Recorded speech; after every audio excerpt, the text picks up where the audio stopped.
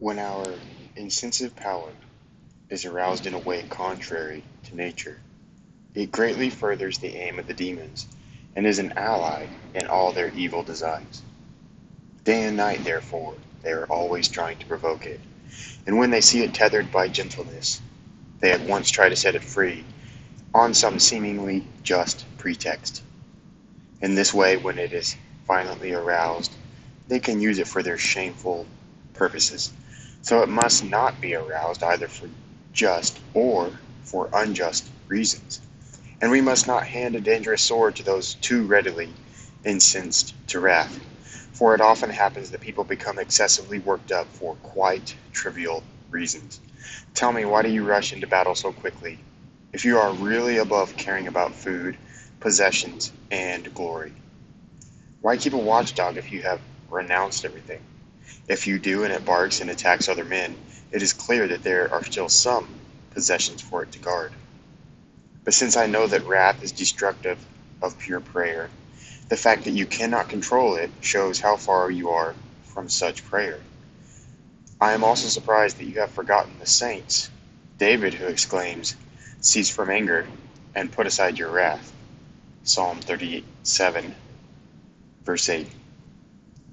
And Ecclesiastes, who urges us, "Remove wrath from your heart and put away evil from your flesh." Chapter 11, verse 10.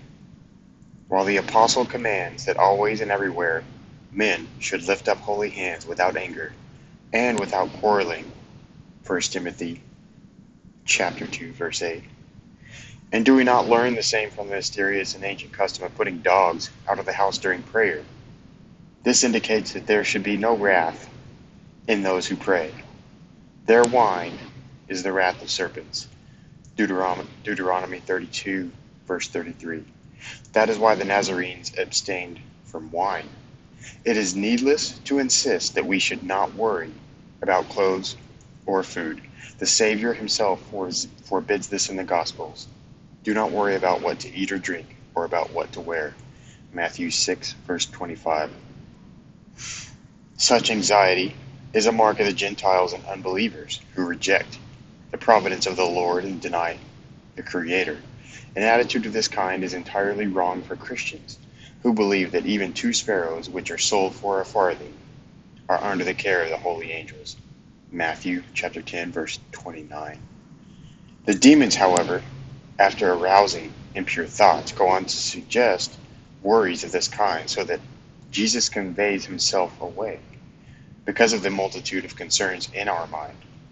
John chapter 5, verse 13. The divine word can bear no fruit, being choked by our cares. Let us then renounce these cares and throw them down before the Lord, being content with what we have at the moment. And living in poverty and rags, let us day by day rid ourselves of all that fills us with self-esteem. If anyone thinks it shameful to live in rags, he should remember St. Paul, who in cold and nakedness patiently awaited the crown of righteousness. 2 Corinthians chapter 11, verse 27, and 2 Timothy chapter 4, verse 8. The apostle likened this world to a contest in an arena. 1 Corinthians chapter 9, verse 24. How then can someone clothed with anxious thoughts run for the prize of the high calling of God?